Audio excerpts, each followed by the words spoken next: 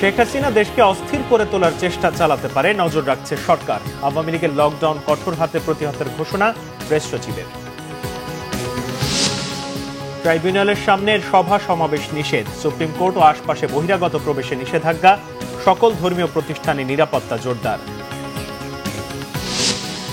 নির্বাচন পেছানোর পায়তারা দেখছেন মির্জা ফখরুল, মুক্তিযুদ্ধকে ভোলাতে চক্রান্তের অভিযোগ, ভোট পেছালে দায় বিএনপি জামাতের, বলছে এনসিপি। বাগেরহাটে 4টি আসনই থাকছে, 1 আসন কমল গাজীপুরে, নির্বাচন কমিশনের সিদ্ধান্ত অবৈধ বলে হাইকোর্টের রায়। দেখছিলেন কাউন্সিলের সংবাদ শিরোনাম। একটা গোষ্ঠীর সহায়তায় শেখ হাসিনা দেশকে অস্থির করে তোলার চেষ্টা চালাতে পারে বলে মন্তব্য করেছেন পরিবেশ, বন ও জলবায়ু পরিবর্তন বিষয়ক উপদেষ্টা সৈয়দা রিজওয়ানা হাসান। এ ব্যাপারে জনগণকে আতঙ্কিত না হওয়ার আহ্বান জানিয়ে তিনি বলেন, সরকার সর্বোচ্চ শক্তি দিয়ে অস্থিরতা নিয়ন্ত্রণের চেষ্টা করবে। সোমবার সচিবালয়ে সাংবাদিকদের সঙ্গে আলাপকালে এসব কথা বলেন পরিবেশ উপদেষ্টা। তিনি জানান, জাতীয় জুলাই সনদ এবং গণভোট ইস্যুতে একমত হওয়ার জন্য রাজনৈতিক দলগুলোকে 7 দিন সময় দিয়েছিল সরকার, কিন্তু তারা একমত হতে পারেনি। এ বিষয়ে সম্ভাব্য সমাধান বের করে শিগগিরই জানিয়ে দেওয়া হবে। আলোচনার জন্য সরকারের দরজা সবসময় খোলা থাকলেও এ বিষয়ে নতুন করে আলোচনা হবে কি না সে বিষয়ে স্পষ্ট কিছু জানাননি তিনি। রাজধানীতে বাসে আগুনের ঘটনা প্রসঙ্গে তিনি বলেন, পতিত সরকারের অশুভ শক্তি নানাভাবে জল ঘোলা করার চেষ্টা করছে। কেউ অস্থিরতা তৈরির চেষ্টা করলে সরকারও কঠোর হবে। যখনই এমন অস্থিরতা সৃষ্টি করার চেষ্টা করা হবে, তখনই আমরা আমাদের সর্বোচ্চটুকুন দিয়ে সেই অস্থিরতাটা নিয়ন্ত্রণের চেষ্টা করব। আমাদের চেষ্টা থাকবে প্রথমত কেউ যেন অস্থিরতা সৃষ্টি করতে না পারে। তারপরেও যদি অস্থিরতা সৃষ্টি হয়, সেখানে আমাদেরকে রিঅ্যাক্টিভ অ্যাপ্রোচে যাইতে হবে। আমার মনে হয় যে আমি যদি 16 বছর দেশটাকে শাসন করে থাকি, নির্বাচিত অনির্বাচিত উভয় প্রকারে, একটা যে স্টেক এখানে নানান জায়গায় তৈরি করা হয়েছে, সেই স্টেকের সাহায্য নিয়ে কিছু অস্থিরতা হয়তো সৃষ্টির চেষ্টা করবে। কিন্তু আমি দেশবাসীকে বলবো যে এটা নিয়ে আপনারা আতঙ্কিত হবেন না, আমরা সজাগ আছি।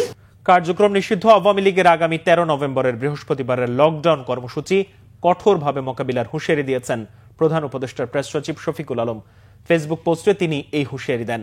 তিনি বলেন, আওয়ামী লীগ দলটির সমর্থক এবং গণহত্যাকারী নেতারা মনে করছেন এটা 2006-এর 28 অক্টোবর। তাদের ভাবনা, প্রকাশ্য দিবালোকে মানুষ হত্যা করার পর রাস্তা দখল করার জন্য হাজার হাজার দুর্বৃত্তের দলকে ঢাকায় পাঠাবেন।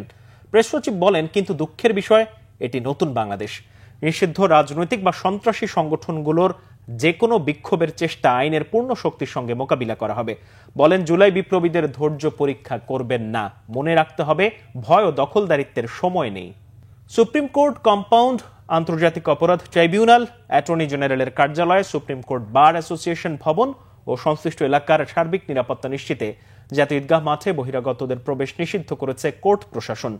এদিকে আন্তর্জাতিক অপরাধ ট্রাইব্যুনালের সামনে সভা সমাবেশ নিষিদ্ধ করেছে ডিএমপি। নিরাপত্তা বাড়ানো হয়েছে প্রধান বিচারপতির বাসভবনেও। সোমবার সুপ্রিম কোর্টের ডেপুটি রেজিস্ট্রার ডক্টর মোহাম্মদ আতিকুজ্জামাদের সই করা এক সংবাদ বিজ্ঞপ্তিতে এই নির্দেশনা দেওয়া হয়। এতে বলা হয়েছে, সুপ্রিম কোর্ট দেশের বিচার অঙ্গনের সর্বোচ্চ স্থান। বাংলাদেশের প্রধান বিচারপতি এবং সুপ্রিম কোর্টের উভয় বিভাগের বিচারপতিরা সুপ্রিম কোর্টে বিচার কার্য পরিচালনা করে থাকেন।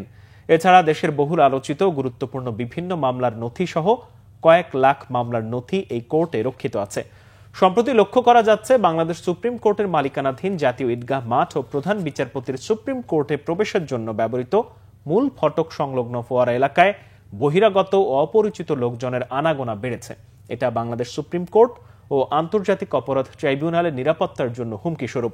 এ অবস্থায় কোর্ট কম্পাউন্ড সহ জাতীয় ঈদগাহ মাঠে বহিরাগতদের প্রবেশ নিষিদ্ধ করা হলো। রাজধানীর সকল গির্জা এবং সকল ধর্মের ধর্মীয় প্রতিষ্ঠানে নিরাপত্তা জোরদার করা হয়েছে। আন্তঃধর্মীয় ঐক্য এবং সাম্প্রদায়িক সম্প্রীতি রক্ষায় অন্তর্বর্তী সরকার তার দৃঢ় প্রতিশ্রুতি পুনর্ব্যক্ত করছে। প্রধান উপদেষ্টার প্রেস উইং জানিয়েছে, ধর্মীয় সহাবস্থানে কোনো ধরনের বিঘ্ন ঘটানোর প্রচেষ্টা হলে আইনের সর্বোচ্চ প্রয়োগ করা হবে। রাজধানীতে সম্প্রতি ককটেল হামলার ঘটনায় 28 বছর বয়সী এক যুবককে গ্রেপ্তার করেছে ঢাকা মেট্রোপলিটন পুলিশ। প্রাথমিক তদন্তে তাকে নিষিদ্ধ ঘোষিত ছাত্রলীগের সদস্য হিসেবে চিহ্নিত করা হয়েছে। সন্দেহভাজন ব্যক্তিকে কাকরাইলের সেন্ট ম্যারিস ক্যাথেড্রাল এবং সেন্ট জোসেফ স্কুল প্রাঙ্গণে ককটেল বিস্ফোরণ সহ একাধিক ঘটনার বিষয়ে জিজ্ঞাসাবাদ করা হচ্ছে। সহিংসতায় জড়িত প্রত্যেককে গ্রেপ্তারের জন্য র্যাপিড অ্যাকশন ব্যাটালিয়নের সাথে সমন্বয় করে শহর জুড়ে অভিযান জোরদার করেছে ডিএমপি। একটি মহল নির্বাচনকে পিছিয়ে দেওয়ার পায়তারা করছে বলে অভিযোগ করেছেন বিএনপি মহাসচিব মির্জা ফখরুল ইসলাম আলমগীর। তিনি বলেন, নির্বাচনকে পিছিয়ে দেয়া মানে দেশের সর্বনাশ করা। এজন্য অন্তর্বর্তীকালীন সরকারের কাছে দ্রুত নির্বাচনের দাবি জানান বিএনপি মহাসচিব। বলেন, পরিকল্পিতভাবে মুক্তিযুদ্ধকে ভুলিয়ে দেওয়ার ষড়যন্ত্র চলছে। রিপোর্ট করছেন সিকান্দার রেমান। বিএনপি মহাসচিব মির্জা ফখরুল ইসলাম আলমগীর বলেছেন, মুক্তিযুদ্ধকে ভুলিয়ে দিতে অনেক চেষ্টা করা হচ্ছে। ২৪-এর গণ অভ্যুত্থানে সবকিছু করেছে তারা, এমন ধারণা দেয়া হচ্ছে। ঠাকুরগাঁ জেলা মুক্তিযোদ্ধা ও মুক্তিযোদ্ধা সন্তানদের নিয়ে এক মত বিনিময় সভায় তিনি এসব কথা বলেন। নির্বাচন নিয়ে ষড়যন্ত্র হচ্ছে বলেও অভিযোগ করেন বিএনপি মহাসচিব।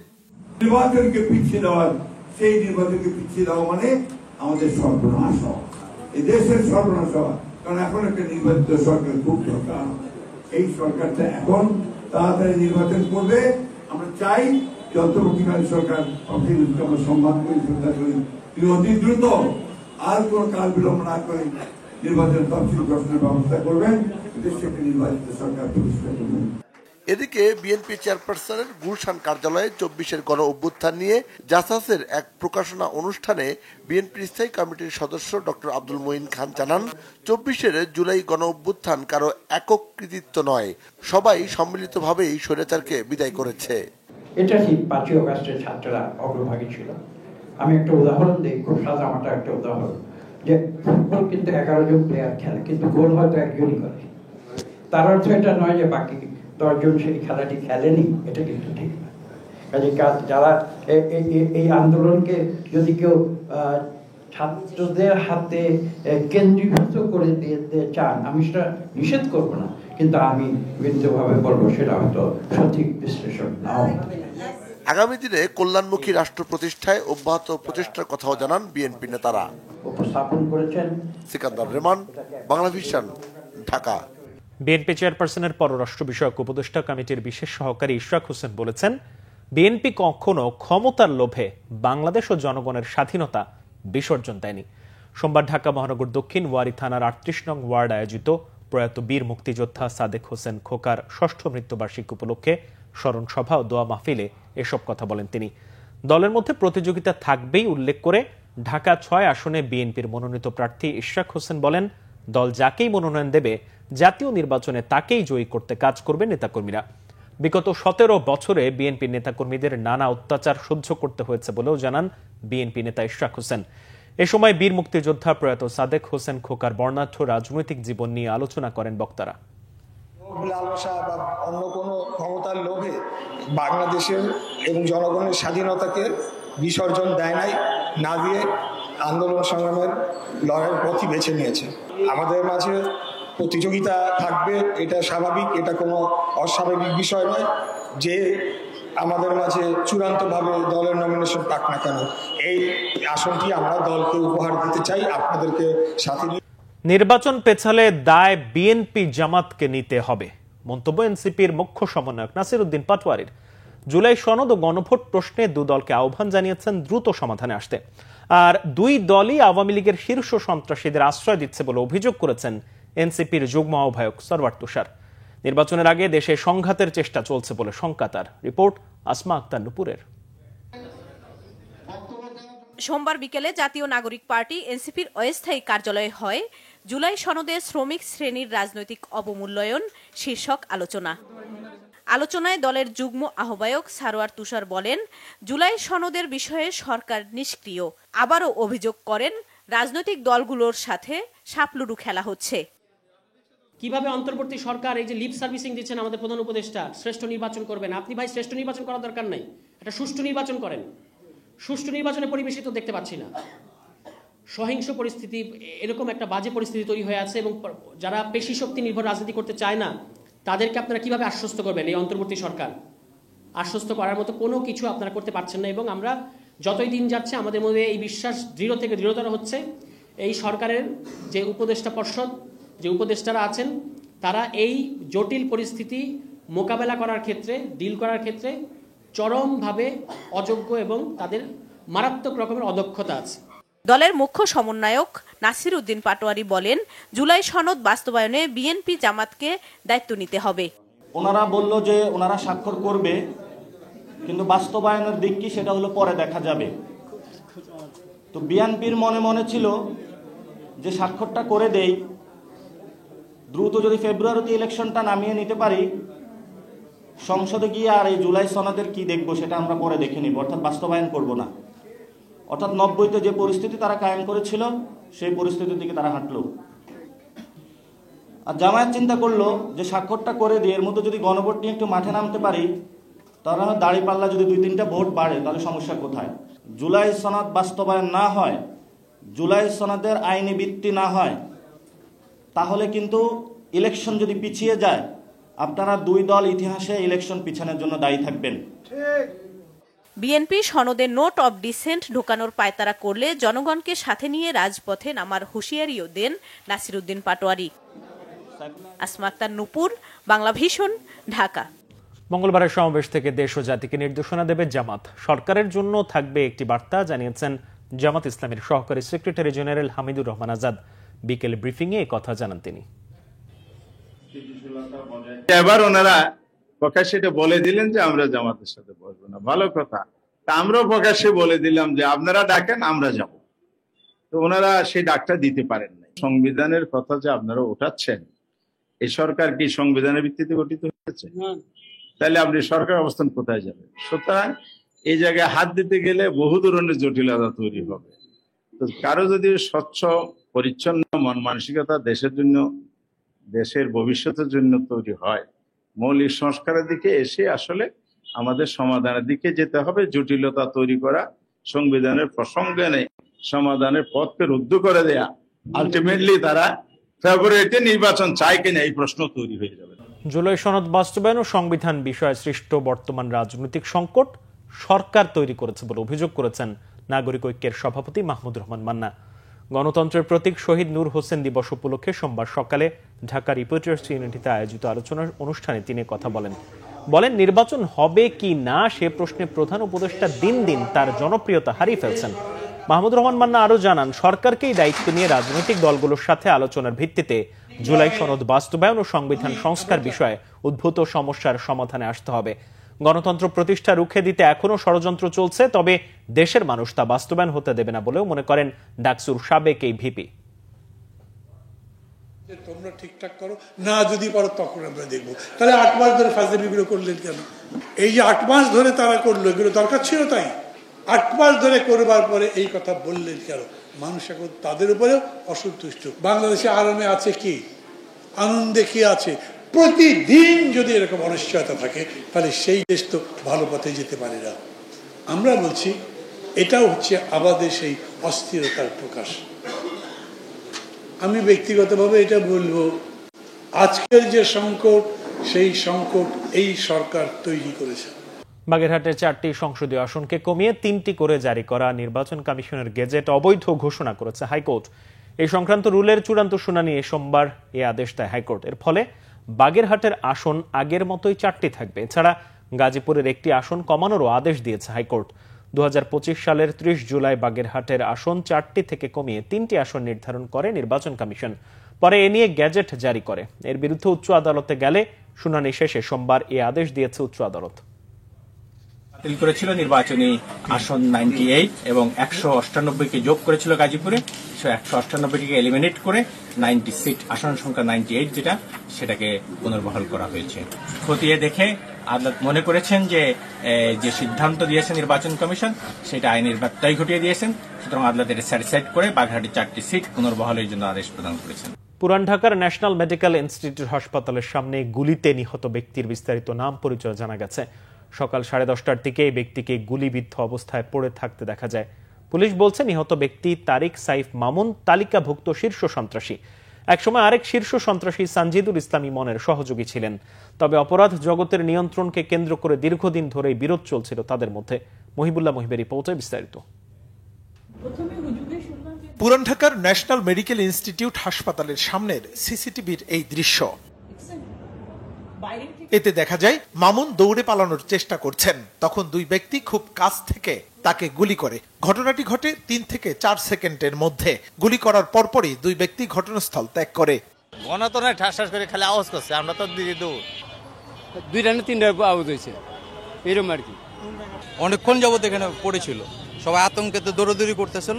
পরে ভিতর থেকে দেখা যেতেছে কিছু আনসার আইসা আপনার উঠায় ভিতরে নিয়ে গেছে না, মুখে রুমাল বাঁধা গুলি করে তারা বলে ওদিকে দৌড়ে পলাইছে। যারা গুলি করছে সামনে দিয়ে গেছে, আর দুজন পিছের থেকে গুলি করছে। কিছু কাছের থেকে গুলি করছে। কত মানুষ এই জায়গায় দাঁড়াইছিল, কত লোকজন ছিল, পুরুষ পোলা ছিল, কেউ তো ধরল না আগে। মামুনের পরিবার বলছে 2 দিন ধরে রাজধানীর বাড্ডায় ভাড়া বাসায় ছিলেন মামুন। সকালে একটি মামলায় আদালতে তার হাজিরা দেওয়ার কথা ছিল, এজন্য তিনি সকালে বাসা থেকে বের হন। শীর্ষ সন্ত্রাসী সানজিদুল ইসলাম ইমনের লোকজন এই হত্যার সঙ্গে জড়িত বলে অভিযোগ করেন তারা। আমার তো কেউ নেই, আমার বাপ ছাড়া সবাই শুধু লোক দেখবে, কেউ মাথায় হাত ধুলাবে না। দ্রুত বিচার ট্রাইব্যুনাল 2 তারিক সাইদ মামুনের একটি মামলা ছিল। আসামি যথাসময়ে কোর্টে আসছে, আসার পর আমি ওর হাজিরা দিলাম, দেওয়ার পর বিজ্ঞ আদালত জন্য ওঠার পর বিজ্ঞ আদালতকে আমি বলেছি এটা অনেক পুরানো একটা মামলাটা যাতে দ্রুত নিষ্পত্তি করার জন্য। বিজ্ঞ আদালত বলে যেহেতু সাক্ষী আসে নাই, পরবর্তী ডেটে আমি দেখি। পুলিশ জানায় শীর্ষ সন্ত্রাসী ইমন ও মামুন একসময় হাজারিবাগ, ধানমন্ডি, মোহাম্মদপুর ও তেজগাঁও এলাকার ত্রাস ছিল। ইমন মামুন বাহিনী নামে সন্ত্রাসী দল গড়ে তোলে তারা। দুজনই চিত্রনায়ক সোহেল চৌধুরী ও সাবেক সেনা প্রধান আজিজ আহমেদের ভাই সাইদ আহমেদ টিপু হত্যা মামলার আসামি। ঘটনার সাথে জড়িতদের শনাক্ত করার চেষ্টা করছি এবং আশা করি খুব অল্প সময়ের মধ্যে তাদেরকে আমরা শনাক্ত করে আইনের আওতায় নিয়ে আসতে সক্ষম হব। নিহতের লাশ ঢাকা মেডিকেল কলেজ হাসপাতালের মর্গে রাখা হয়েছে। মুহিবুল্লাহ মুহিব, বাংলা ভিশন, ঢাকা। প্রজ্ঞাপন জারি না করা পর্যন্ত আন্দোলন চালিয়ে যাবার ঘোষণা দিয়েছেন সরকারি প্রাথমিক বিদ্যালয়ের সহকারী শিক্ষকরা। কেন্দ্রীয় শহীদ মিনারে চলছে তাদের টানা 3য় দিনের অবস্থান কর্মসূচি।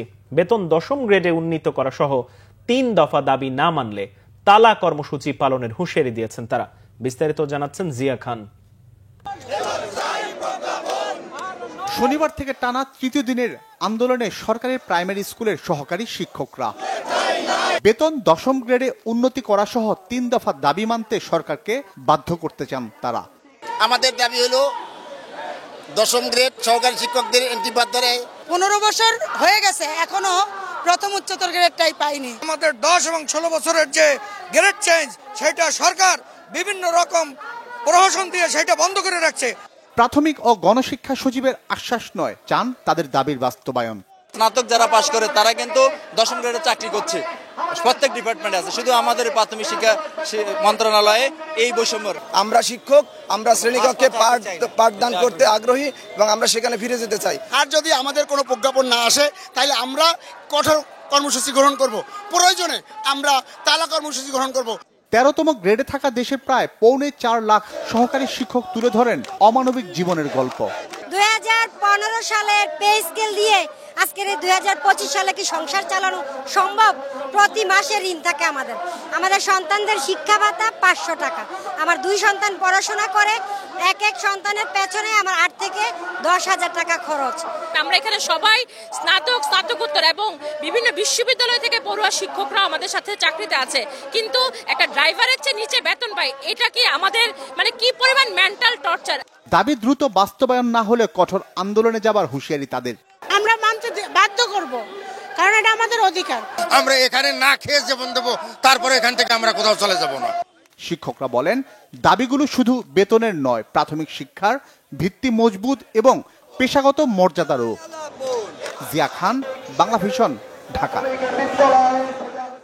প্রায় 7,150 কোটি টাকার 12টি প্রকল্প অনুমোদন দিয়েছে জাতীয় অর্থনৈতিক পরিষদের নির্বাহী কমিটি।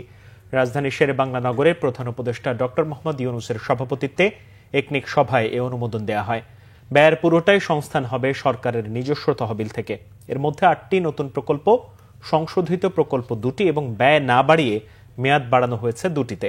এর মধ্যে সাতক্ষীরা জেলা গ্রামীণ অবকাঠামো উন্নয়ন প্রকল্পে 1,930 কোটি, গাজীপুর কৃষি বিশ্ববিদ্যালয়ে অবকাঠামো উন্নয়নে 567 কোটি টাকা, ঢাকা সোহরাওয়ার্দী উদ্যানে স্বাধীনতা স্তম্ভ নির্মাণে সংশোধিত প্রকল্প, পরিবার পরিকল্পনা অধিদপ্তরের পরিবার পরিকল্পনা, মা, শিশু ও প্রজনন স্বাস্থ্যসেবার অসমাপ্ত কার্যাবলী বাস্তবায়নে সংশোধিত প্রকল্পে 1,663 কোটি, স্বাস্থ্য অধিদপ্তরের আরেকটি প্রকল্পে 1,546 কোটি টাকা বরাদ্দ অনুমোদন করে একনিক।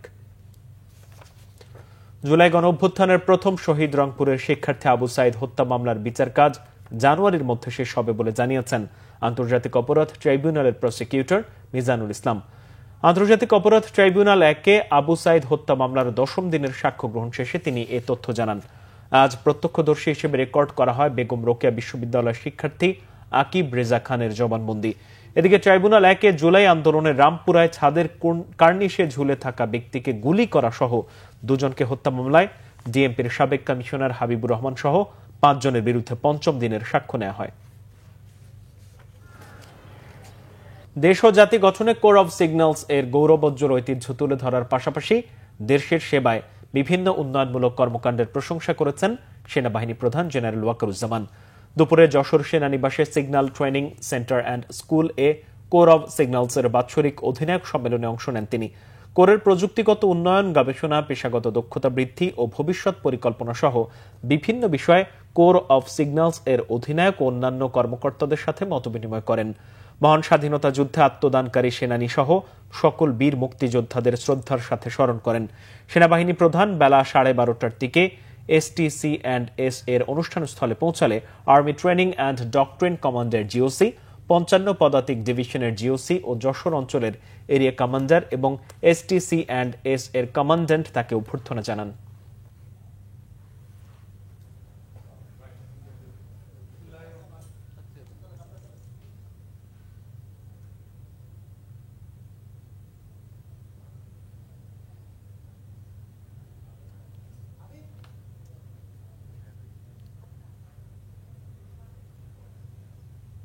জনসংখ্যা বিবেচনায় প্রায় 8% প্রবাসী ভোটারদের বাদ দিয়ে অন্তর্ভুক্তিমূলক নির্বাচন সম্ভব নয় বলে মনে করেন নির্বাচন commissioner brigadier general Abul Fazal Mohammad Sanaullah. সোমবার বিকেলে আগারগাঁওয়ের নির্বাচন ভবনে প্রবাসীদের সাথে ভার্চুয়াল মিটিংয়ে এমন মন্তব্য করেন তিনি। বলেন, ভোটার তালিকায় অন্তর্ভুক্ত হওয়া ছাড়া এই নির্বাচনে প্রবাসীদের ভোট দেওয়া সম্ভব নয়। প্রবাসী ভোটারদের নির্বাচনের 20 দিন আগে পোস্টাল ব্যালটে ভোট দিতে হবে বলেও জানান এই নির্বাচন কমিশনার। এ সময় উপস্থিত ছিলেন কমিশনের সিনিয়র সচিব আক্তার আহমেদ। এছাড়াও ওশেনিয়া এবং এশিয়া অঞ্চলে অবস্থিত বাংলাদেশ হাই কমিশন দূতাবাস, কনসুলেট জেনারেল, মিশন অফিসগুলোর কর্মকর্তারা অনলাইনে ভার্চুয়ালি যুক্ত ছিলেন।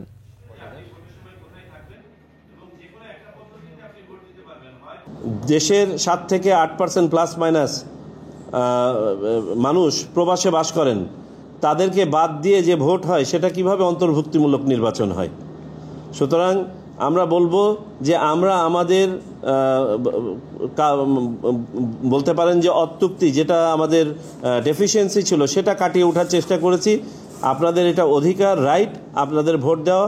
আমরা যদি এটা অন্ততপক্ষে প্রবর্তন করতে পারি যথাযথভাবে, বড় ধরনের কোনো ঝামেলা ছাড়া, তাহলে আমরা আশা করব যে ভবিষ্যতে এটা আরো ফুল ফ্লেজেড গতি পাবে। সংবাদ শেষ করব ক্রাউন সিমেন্ট শিরোনামগুলো আরো একবার জানিয়ে। শেখ হাসিনা দেশকে অস্থির করে তোলার চেষ্টা চালাতে পারে, নজর রাখছে সরকার। আওয়ামী লীগের লকডাউন কঠোর হাতে প্রতিহতের ঘোষণা প্রেস সচিবের। ট্রাইব্যুনালের সামনে সভা সমাবেশ নিষেধ, সুপ্রিম কোর্ট ও আশপাশে বহিরাগত প্রবেশে নিষেধাজ্ঞা, সকল ধর্মীয় প্রতিষ্ঠানে নিরাপত্তা জোরদার। নির্বাচন পেছানোর পায়তারা দেখছেন মির্জা ফখরুল, মুক্তিযুদ্ধকে ভোলাতে চক্রান্তের অভিযোগ, ভোট পেছালে দায় বিএনপি জামাতের, বলছে এনসিপি। বাগেরহাটে 4টি আসনই থাকছে, 1 আসন কমল গাজীপুরে, নির্বাচন কমিশনের সিদ্ধান্ত অবৈধ বলে হাইকোর্টের রায়।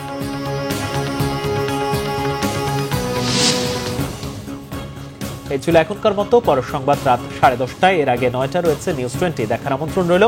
এছাড়া বাংলাদেশের সংবাদ ও সংবাদ সংশ্লিষ্ট অনুষ্ঠান দেখতে ভিজিট করুন www.bbnews24.com ও facebook.com/banglavishnnews এবং সাবস্ক্রাইব করুন youtube.com/banglavishnnews। ধন্যবাদ।